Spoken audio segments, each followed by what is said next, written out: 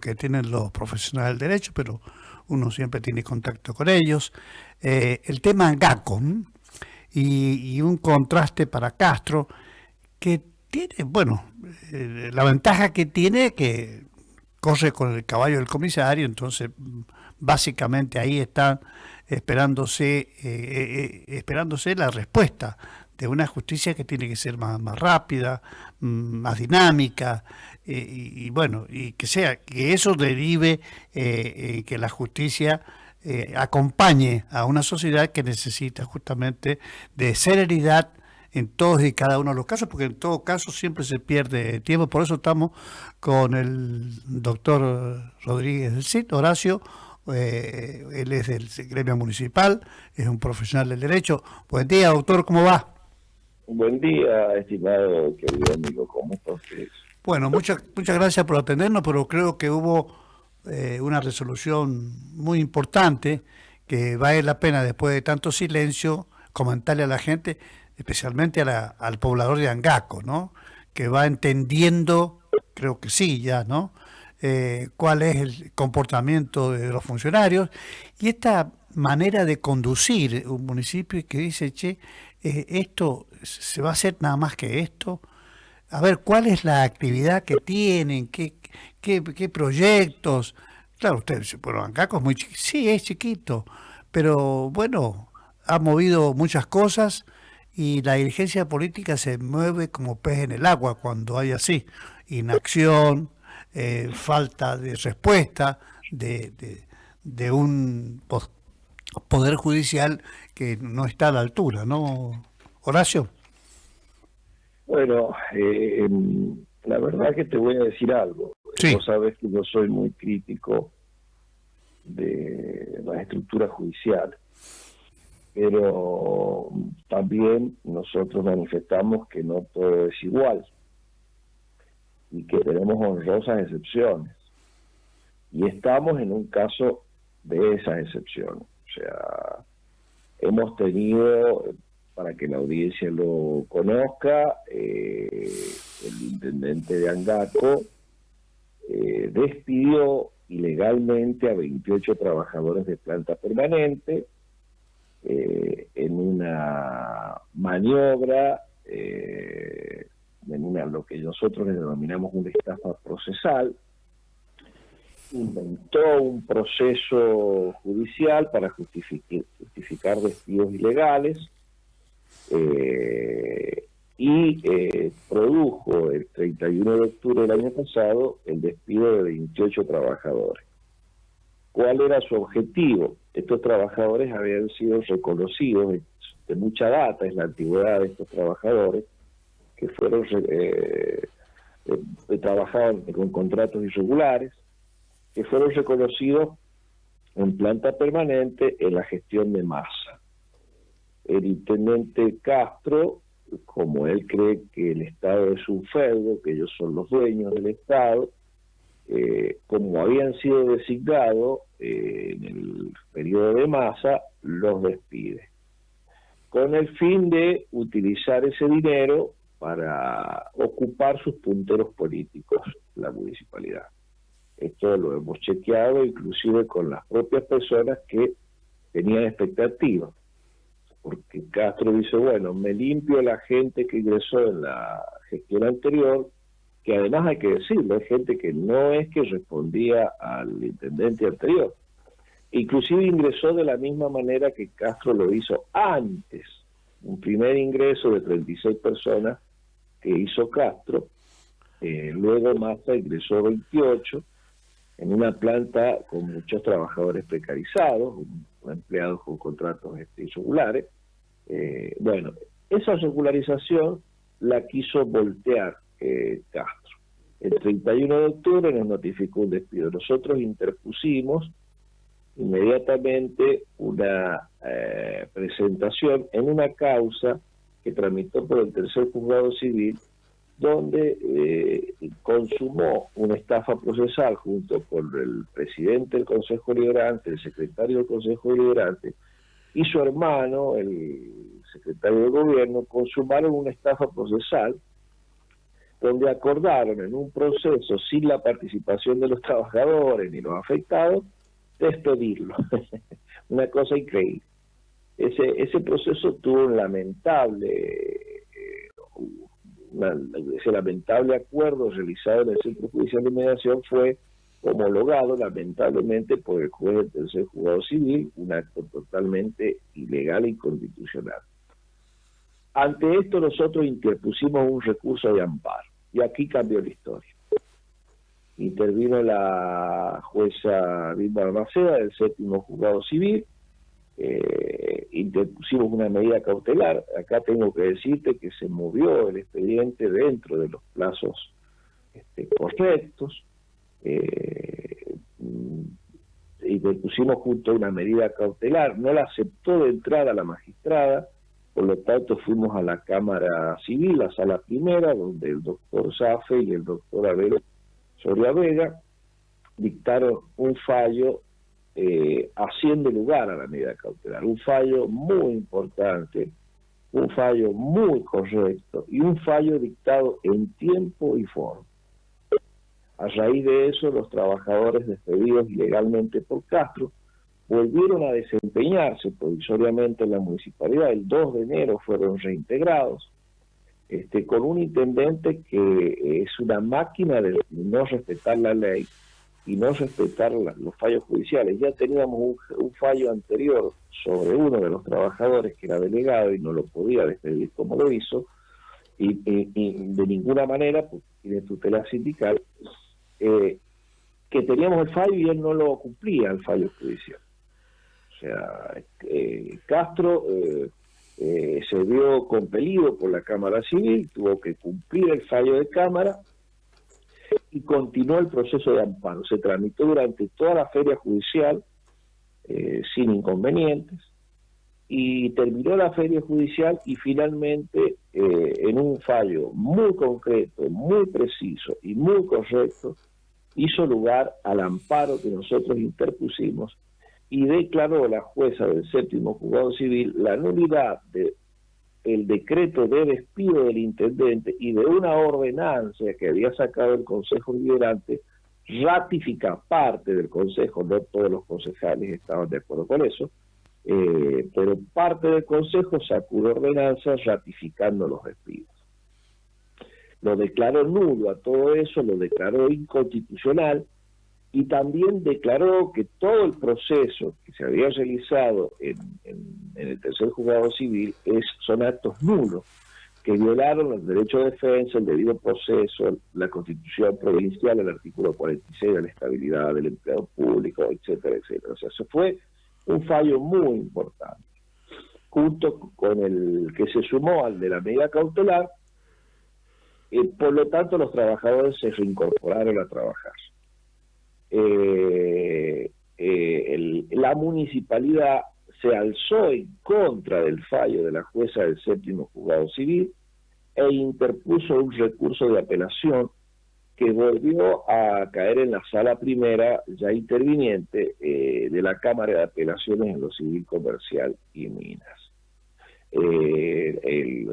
La semana pasada, el último día de la semana pasada, dictó un fallo la Cámara de Apelaciones rechazando el recurso de apelación de Castro y ratificó el fallo de la jueza Vilma Balmaceda del séptimo juzgado civil, dictando un fallo muy importante en la sala primera, un fallo que pone orden.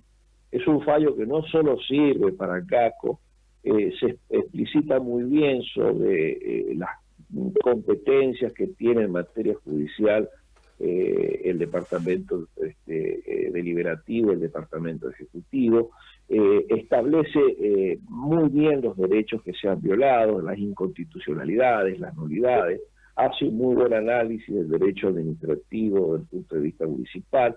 O sea, dicta un fallo contundente que también desbarata absolutamente y pone en evidencia las burdas maniobras que llevó adelante Castro con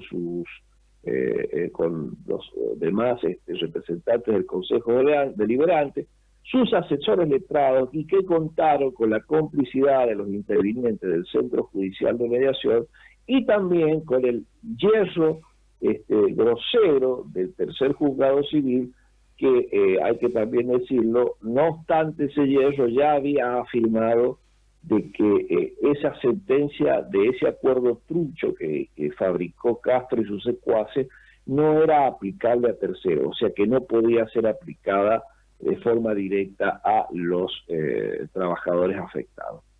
Así que nosotros estamos muy conformes, los trabajadores están muy contentos, debo decirlo, hemos encontrado justicia, fallos muy importantes, en tiempo y forma. Podemos decir que desde el punto de vista nuestro es una excepción dentro de muchas cosas que nosotros venimos viendo que acontecen en el Poder Judicial. Acordate la lucha que venimos llevando. Paralelamente nosotros hemos sufrido persecuciones muy grandes por parte de Castro en complicidad con algunas estructuras judiciales. Por ejemplo, le dictaron una sentencia impidiéndole al doctor Antonino D'Amico ejercer su representación gremial y como abogado del sindicato también, por una medida tuitiva que le impedía acercarse a donde estaban unas empleadas que realizaron una falsa denuncia sobre violencia, y tuvimos un fallo lamentable, que pronto haremos una presentación con relación a eso. Otra maniobra de Castro para de quebrar la lucha de los trabajadores, y ahí sí nosotros encontramos una falencia alevosa en las estructuras judiciales, lo que no ocurre en estos fallos en el fuero civil que te acabo de comentar recientemente. Para pasar, doctor, para pasar en limpio, ¿qué se ha logrado con esto? Primero, que los trabajadores vuelvan al estatus que tenían. Claro, o sea, se ha respetado los derechos, se ha obligado al respeto de los derechos constitucionales adquiridos por los trabajadores. Claro.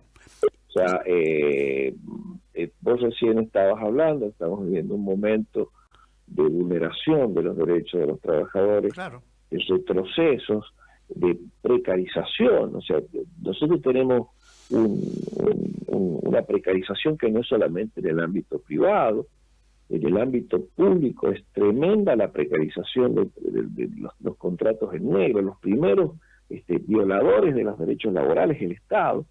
Vos vas a ver llenos de trabajadores en los estados nacionales, provinciales, municipales con contratos basura, los municipios llenos de contratos basura. Esta política que se implementó en los 90, que no solo que no se ha podido eliminar, sino que se profundiza, y ahora nos encuentra en un momento más gravoso, porque hay una explícita acción para retrogradar derechos de los trabajadores a nivel general. Claro, media vez que se produce una regularización correcta, como se hizo en Angaco, el Nerón, como le digo el nuevo Nerón de Angaco, como le digo a Castro, contra todos los derechos, vulnera los derechos constitucionales. Por eso es muy importante que encuentren amparo los trabajadores en la justicia cuando se cometen estos avasallamientos que agravan todo el escenario de la problemática laboral que estamos viviendo hoy día. Claro, y lo importante de esto, ¿no? Que desde el primer minuto ustedes tenían razón, y Castro sabía que ustedes tienen razón, porque hasta hubo contradicciones en las mismas documentación del Consejo Deliberante, ¿no? Mira, Castro es un señor feudal. Claro. O sea, Castro por este caso tendría que tener intervenida la municipalidad. Pero claro que sí, por eso. Porque él ha pergeñado una estafa procesal. ¿Qué es lo que hizo Castro? Cuando fueron nombrados estos trabajadores, mandó al que era el presidente del Consejo Deliberante, que le respondía políticamente en la época, pues estamos hablando ya del 2023, principio del 2023, a interponer una demanda en contra de los nombramientos y de la regularización de los trabajadores afectados. Esta persona interpuso una acción de manera personal y la interpuso incorrectamente. Ellos deberían haber actuado dentro de las competencias del Consejo. Si ellos creen que se está haciendo cosas equivocadas, tienen un mecanismo para actuar dentro del Consejo, pueden hacer juicio político, pueden exigirle informes, pueden pedirle que cambie lo que ha hecho, pero no. Interpuso una demanda que no se movió, estuvo frisada porque fue rechazada por el juez del quinto juzgado civil en un primer momento, porque le planteó que ellos no podían ir en nombre del Consejo Deliberante, porque los consejos deliberantes no tienen personería jurídica para acudir a la justicia, tienen que hacerlo a través de los intendentes, porque la ley 430P establece que... Se nos fue la comunicación, ya mismo la recuperamos. Estamos hablando, como les decía, con el doctor Horacio Rodríguez del Cid, en esta causa, digamos, tan demorada como es la de Angaco. Han conseguido los profesionales del gremio municipal revertir prácticamente todo. Por supuesto que quedan algunas cosas pendientes ya en el plano de la producción, con situaciones que poco claras, pero realmente lo tengo en línea, doctor, ¿no? No, que habíamos perdido el contacto, pero ya estamos de vuelta con ustedes. Sí, te estaba contando que ante el tercer juzgado civil, cuando esa causa pasa a una mediación, la reactiva Castro y sus secuaces, tratan de inventarse una demanda donde el Consejo Deliberante era el actor y la municipalidad, el intendente, era el demandado. Eso es ilegal absolutamente. Y se pasa a mediación la causa. Imagínate vos, estaba el presidente del Consejo Deliberante y el secretario, que son secuaces, que el presidente del Consejo Deliberante, el delegado de UPCN, que es el artífice principal. Aquí tenés un ejemplo de un nefasto sindicato que está haciendo del peor patrón, echando trabajadores. UPCN, el delegado de UPCN, el presidente del Consejo Deliberante. Y junto con Castro se fabrica en una mediación, se junta el presidente del Consejo de Intendentes y hacen un acuerdo que van a despedir a los 28 trabajadores. Ese acuerdo es homologado de manera increíble por el tercer juzgado civil, y después lo que utiliza como excusa Castro para sacar el decreto de despido. Esto le ha costado mucha plata a las municipalidades. Acá también estamos entre una malversación de fondos tremenda. Perdón, ¿por qué le costó plata a la municipalidad esto? Sí, escúchame, todo el movimiento jurídico le cuesta dinero. Ajá. Inclusive desde la misma escribana que contrató la municipalidad para hacer las 28 notificaciones, o sea, todo el tiempo que han perdido los concejales, los daños que le han provocado a los trabajadores, por los cuales vamos a reclamar, daños psicológicos, daños materiales. Los trabajadores se encontraron de la noche a la mañana sin sueldo, con sus deudas, no tenían para comer. Nuestro sindicato lo ayudaban los amigos, lo ayudaban los familiares, hasta que se dictó la medida cautelar. Ahora va a tener que devolver los sueldos con toda la pérdida del valor que han tenido, del tiempo que no han trabajado, inmensos daños y perjuicios. Bueno, se va a tomar todo el tiempo, Castro. ¿Vos te crees que todo esto es gratis para la municipalidad? Además, te voy a decir una cosa, sigue Castro con su comportamiento feudal. No le paga los adicionales por insalubridad, no le quiere dar vacaciones a las personas que a él no le gustan en el municipio porque entiende que son sus rivales políticos, o le priva el derecho al descanso a la gente.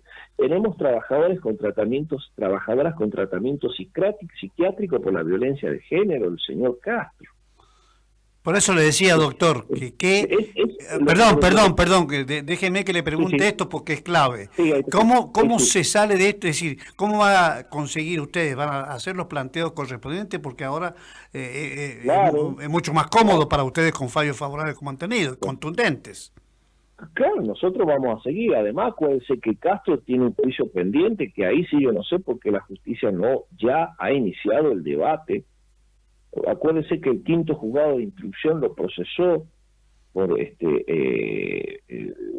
un montón de comportamientos ilegales, con delitos comprobados. Se llevó las herramientas y los empleados, y la maquinaria de la municipalidad para arreglarse un terreno que él tiene en Chimba, o que tenía en Chimba. O sea, usó el patrimonio de la municipalidad en beneficio propio. O sea, a ver, la política yo no la entiendo muchas veces. Castro es una persona que no puede ser intendente. Primero, que ha cometido un delito que lo hubiese inhabilitado. Y segundo, el gobierno de la provincia debería haberlo intervenido hace rato. Acuérdese lo que quiso hacer con las expropiaciones. El radio urbano de Angaco tiene 100 hectáreas y un poco más, y el señor quiere expropiar 370 y pico hectáreas a los productores y a los habitantes y los pobladores de Angaco para hacer no sé qué. Y algunos productores que finalmente adhirieron al propio Castro, ahora se darán cuenta en cuál es el escenario, ¿no? Y bueno, por eso le digo, a ver, tenemos falencias muy graves. O sea, los que se quedan callados, los que le prestan consenso, la ciudadanía que equivocada lo votó, pero fíjese qué importante la justicia. Si la justicia lo hubiese condenado en tiempo y forma, Castro no podría haber sido intendente y la gente sabría, no hubiese sido pasible del engaño electoral que ha sufrido a votar semejante autoritario, semejante señor feudal que se cree que él es el dueño de la municipalidad, lleno de ñoquis, lleno de acomodados. Nosotros le hemos presentado 2 escritos solicitando la información sobre las relaciones de los funcionarios con muchos contratados. Los contratan porque son novios, porque son hijos, porque son parientes, porque son sus punteros políticos. Hay contrataciones también de servicios que prestan funcionarios públicos que los contrata la municipalidad. Hemos pedido informes y no nos contesta absolutamente nada. Nos priva como ciudadanos del derecho de conocer cómo se maneja el dinero y la función pública. Pero bueno, ahí estamos, ¿no? La política no lo interviene, la justicia no lo condena, los ciudadanos no se despiertan, la acción de las oposiciones políticas no lo denuncia, como corresponde, se deja convencer mucha gente, y tenemos el resultado. O sea, este proyecto de Nerón que tenemos en este lugar tan bonito, tan hermoso, tan importante para San Juan como es Angaco, ¿no? Un departamento pujante, de mucha actividad productiva, de mucha gente honrada, humilde, que se ha instalado autoritario en la cabeza del poder municipal y con todas estas consecuencias, ¿no? Claro, y hay que destacar, doctor, no solamente la tarea que les cupo a ustedes, los profesionales del gremio municipal, sino también la respuesta de estos, de jueces probos, que han revertido como corresponde algo que ustedes lo plantean. O sea, le han dado respuesta a los escritos que ustedes han presentado, explicando lo que le estaba pasando, y han hecho lugar al planteo que ustedes hicieron. Hay que decirlo así, doctor, ¿no? No, es muy importante, porque además, estimado amigo, venimos de un acoso, un control, una influencia al Poder Judicial llevada adelante de los gobiernos de José Luis Gioja y de Sergio Uñac, tremenda. Acuérdense, ellos han puesto, la mayoría de los jueces han puesto, Sergio Uñac ha puesto todos los cortitos. O sea, un control, yo lo he vivido, tengo fallos, se lo puedo mostrar por todos lados, de influencia del Poder Judicial. Y también entre ellos presiones del poder político en contra de los derechos de los trabajadores en negro inclusive. Yo he tenido conversaciones con jueces laborales que me han contado cuáles han sido las maniobras para imponerle a José Luis Gioja que no reconozca los derechos de los trabajadores en negro en el Estado a los jueces laborales de la provincia. Claro. Yo tengo fallos concretos donde ha presionado a la Corte de Justicia. Sergio Uñac ha permitido, ha influido para que intendentes de terror como Emilio Wojtkowski pudiera generar un hecho único en materia de retroceso de derechos laborales, como fue la eliminación del convenio colectivo de trabajo de la Municipalidad de la Capital de manera unilateral. O sea, algo que no pasa en ningún lado del mundo. La patronal, de manera unilateral, decide modificar la ley laboral convencional, cuando está en un convenio colectivo celebrado por ambas partes que tiene carácter de ley y que no lo puede modificar unilateralmente. Es un piso de derechos que no puede ser alterado. Sin embargo, lo pudo hacer Baitrosky, contó con todo el poder. Baitrosky junto con UPCN, la influencia de Pepe Villa en la justicia, fue a ejercer la cantidad de abogados que han pasado por UPCN, que son magistrados hoy día. Y además era un aliado político, como es Villa, siempre está con el que está en el poder. Ahora resulta que el mejor gobernador del universo es Borrego, ante Uñac, ante La Gioja. O sea, hay que cuidar todo lo que son los negocios de la financiera UPCN. Entonces, han influido en la justicia de manera enorme. Si usted quiere que yo le comente punto por punto y le lleve los fallos, se los llevo. Sí, hemos tenido fallos en la Corte, que en la Corte anterior estaba por tener un buen fallo sobre la competencia de los juzgados laborales en materia de trabajo en negro relacionado con los trabajadores estatales. Fueron y se le hicieron modificar al fallo. Nosotros depositamos en la escribanía porque nos llegó un sobre con el fallo que iba a salir, que era positivo, que decía que los juzgados laborales tenían que intervenir en las causas de los trabajadores estatales en negro, donde los considerandos del fallo, donde el fallo era positivo hacia nosotros, pero cuando fuimos al expediente, el fallo que estaba en el expediente era todo lo contrario. Sí, los considerandos eran lo mismo y la parte resolutoria era diferente, le habían cambiado el resolutorio. ¿Todo para qué? Para sacarle la competencia de los casos a los trabajadores negros estatales, a los juzgados laborales, que se iban a ver compelidos por los principios del derecho laboral a tener que fallar a favor. Entonces le llevaron todos los casos al juzgado contencioso administrativo, a los juzgados civiles, para ahí hacer maniobras, civilizar el proceso laboral y fallar en contra de los derechos de los trabajadores. Yo tengo fallos hasta en la Corte Suprema de Justicia que acreditan todos los escalones de cómo funcionó la corporación judicial para mantener la precarización laboral de los trabajadores negros. Yo le voy a decir una cosa, querido amigo.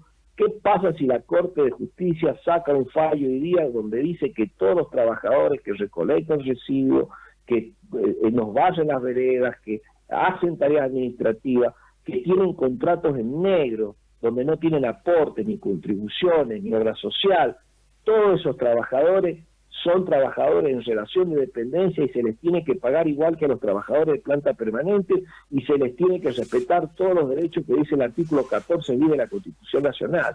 Si la Corte hace eso, hace una revolución. Ahora, doctor, empieza a ordenar el Estado argentino, que es un desastre por todos lados.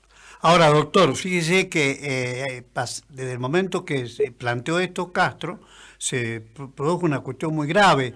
Trabajadores que no tenían trabajo, no tenían plata, va a ser la misma velocidad que le va a dar Castro a esto. Ustedes lo van a plantear donde corresponde para que la gente cobre todo lo que le deben, incluyendo el sueldo anual complementario. No, claro, vamos a ejercer todos los derechos que tienen para que se reparen los daños y perjuicios que se le han ocasionado. Obviamente, claro. O sea, esto es increíble. Inclusive nosotros hoy día tenemos en la Corte de Justicia un planteo donde pretendíamos introducirnos en la causa del tercer juzgado civil, donde se armó el fraude procesal, para la nulificación de todo ese proceso. No se nos dejó participar y hoy día estamos con esa causa en la Corte de Justicia de la provincia de San Juan, viendo si, estamos esperando novedades ahí, pero obviamente, claro, totalmente. Pero a ver, yo le digo algo. Si un fiscal me está escuchando ahora y ejerce de oficio como corresponde la potestad del Estado para perseguir todos los probables delitos que se cometen, inmediatamente tendría que estar abriendo una causa penal por todo el incumplimiento de los deberes funcionarios públicos, por los daños que le ha ocasionado al Estado este obrar de Castro y esos funcionarios de la municipalidad. Debería estar haciendo una causa penal. Pero bueno, las cosas no funcionan, como le digo yo. Si algún miembro de la Cámara de Diputados, algún gobernante me estuviera escuchando ahora, debería plantearse estudiar, hacerle un juicio político, una intervención a Castro. Claro, claro. Bueno. Porque ¿cómo puede estar haciendo esto? Entonces, pero bueno, por eso Argentina está como está. Bueno, está invitado, doctor, ya vamos a ajustar el momento con la producción de Radio Ala para que usted traiga toda esa documentación y podamos hacer un buen trabajo, como lo hacemos nosotros siempre. Es muy importante, se ha abierto, entiendo yo, con la dispersión del poder, la no concentración tan alevosa que existía en los procesos políticos anteriores, una etapa donde puede haber mayor racionalidad, porque el problema, yo siempre lo digo, el problema principal no es los problemas de la justicia, el problema principal es la política. Y además que tenemos un sistema que tenemos que modificar de selección y remoción de jueces. Mire, hemos tenido un ejemplo en América Latina, no hace poco, que está en pleno desarrollo, que es lo que ha pasado en México con toda la reforma constitucional en materia de selección y remoción de magistrados, ¿no? Donde hay elección popular, inclusive como en algunos otros países del mundo. Yo creo que nosotros, por las características de nuestra sociedad, por las características de nuestro poder, por las características de nuestra situación de desarrollo económico y social, nosotros tenemos que avanzar urgentemente en la democratización del Poder Judicial. Es un fracaso la Constitución del 86. Todo lo que es el Consejo de la Magistratura es un fracaso. Quien controla el poder político y va controlando de a poquito las instituciones termina convirtiendo a esto en un feudo, donde el problema, le vuelvo a repetir, no es la justicia en sí, sino es la política, y son los que intervienen en la conformación de la justicia. Luego, bueno, cada uno tiene sus responsabilidades en el lugar que le toca, pero la raíz del problema, desde mi humilde punto de vista, está ahí. Primero, tenemos una clase política que necesita impunidad permanentemente, porque es en su gran mayoría corrupta. Entonces necesita controlar el Poder Judicial para que el Poder Judicial no lo persiga. El poder político y el poder económico, sobre todo, el poder económico necesita, para que nadie perturbe sus exorbitantes ganancias que tiene en este país, porque ojo, querido amigo, usted recién hablaba de los que estaban mal, pero aquí en la Argentina hay unos pocos que están muy bien. Ah, sí, claro. Usted pregúntele a la gran empresa minera que tenemos en la provincia si está mal, está en el mejor momento de su vida. Se lleva los recursos de nuestra provincia sin ningún problema. Seguro. Mientras le deja migaja, y eso lo ha sostenido la hola, doctor. ¿Se me fue el doctor de vuelta? A ver, ya recuperamos de nuevo esto porque quería dejarle el último comentario al doctor Rodríguez de Cid después de esta revelación tan importante que es, haber resuelto el problema de 28 trabajadores que los echó lisa y llanamente Castro, y hoy deberá responder sobre eso, porque siempre me parece que nosotros hemos sido empresas que saquean nuestros recursos minerales allá en la cordillera. Es una empresa estatal, es una empresa, la empresa Shandong, por ejemplo, es una empresa estatal de una provincia de China. O sea, la principal minera que tiene China es otra minera que es una empresa municipal. Es como si Iglesia tuviera su empresa minera para explotar el oro. Nosotros llevamos ¿cuántos años de explotación? 2000 y pico, venimos con esta historia, acuérdense ustedes, ya vamos a llevar 25, 20 y pico de años. ¿Usted puede creer que los gobernantes de la provincia de San Juan no han tenido la capacidad de armar un kiosco con relación a esto del Estado, para que los recursos queden en nuestra provincia, o por lo menos que tenga una participación como hacen en estos otros lugares, donde el Estado tiene un capital accionario importante y también participan los privados, participan los productores locales. No, tiene que venir de afuera una multinacional a quedarse con la gran parte de nuestros recursos, tirarnos migajas y engañarnos con, bueno, le dejamos unos puestitos de trabajo, por favor. Claro, si Barrick necesita... ahora le dan el Gigi. No, mire, hay muchas formas de no ser patriota. Eso es no ser patriota, no defender nuestros recursos naturales, los recursos de nuestra patria, regalárselo al extranjero.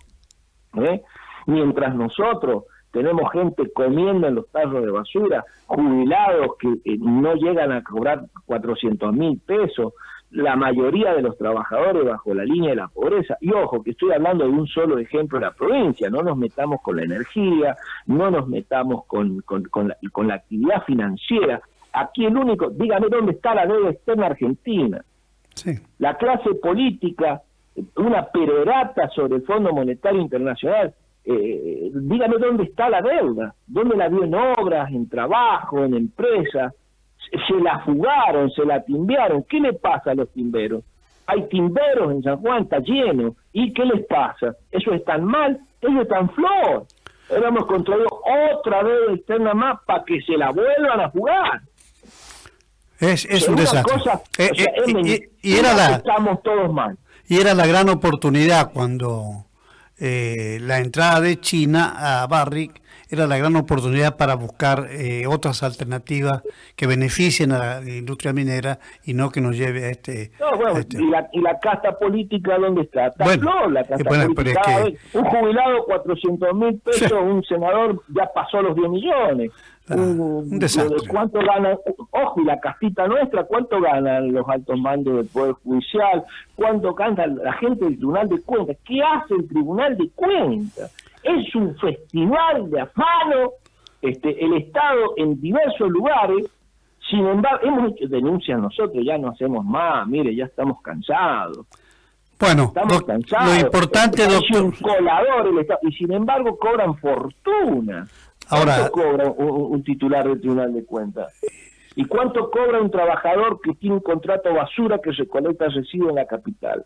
Ayer me estaban hablando que ya hay algunos municipios que los cooperativistas trabajan toda la semana, ¿sabe cuánto les pagan? 100.000 pesos, Castro. Sí. ¿Eso no lo ve el Tribunal de Cuentas? Pero tiene que verlo. ¿No lo ve el Tribunal de Cuentas que hay contratos irregulares, que se explota a la gente? Bueno, realmente debemos estar satisfechos en primer lugar, esto que usted nos ha contado sobre Angaco. Hay que seguir insistiendo sobre las otras cosas. San Juan tiene que tener respuestas mucho más contundentes. Bueno, y terminar con estos feudos como Castro ahí en Angaco, para que también el poder político actúe en consecuencia. Creo que por ese tamiz es una buena manera también de ir encontrándole el agujero al mate. Y con usted, Rodríguez del CID, vamos a estar invitándolo para que tomemos mucha información colectada y que tiene que ver con esto y otros casos que me parece importante tenerlos en cuenta. Así que agradecerle, por supuesto, infinitamente este contacto con nosotros, que pudimos después pasar algún tiempo, retomar esto que no lo retoma nadie, por supuesto, a nadie le importa decir la verdad, a nosotros sí, de manera que estamos dispuestos a seguir contribuyendo a este requisito, presupuesto que ustedes también tienen para informar sobre las cosas que hacen. Así que, gracias, doctor. Bueno, gracias a usted, un saludo a toda la audiencia y como siempre usted haciendo periodismo. Otro problema que tenemos que es lo que dice el presidente es real, o sea, por más que se produzca la misma lógica con algunos y de otra manera, pero el control de la comunicación es tremendo, si no las cosas serían también de otra manera. De otra manera, claro que sí. De otra manera, así que gracias a usted como siempre, porque siempre está a la vanguardia en esto de tratar de que la audiencia conozca la verdad de las cosas. Le mandamos un abrazo, doctor. 8 de la mañana, 45 minutos, bueno, es consumido. Pero tenemos una noticia de último momento que nos da la tele, y que es que lo echaron a Gago, definitivamente, ¿no? Realmente era importante esto porque no solamente la derrota contra River, sino que me parece que el muchacho que no calzó bien en un equipo que necesita los 3 puntos siempre, ¿no? Nada de empate, nada de derrota. Bueno, lamentablemente tenía que pasar con un resultado así adverso, donde o se iba Gago o se iba Riquelme. Sí, la verdad que eh, a uno como Riquelme lo habían elegido, pero básicamente es así. No se puede sostener un equipo como el de Boca derrotado, sin, digamos, sin siquiera lograr disciplina, que es lo que le falta también a estos equipos que son poderosos, que individualmente, y que cada uno hace lo que quiere. Bueno, también tiene que ver cómo se conduzca esto, y Gago no ha estado a la altura de las circunstancias. Bueno.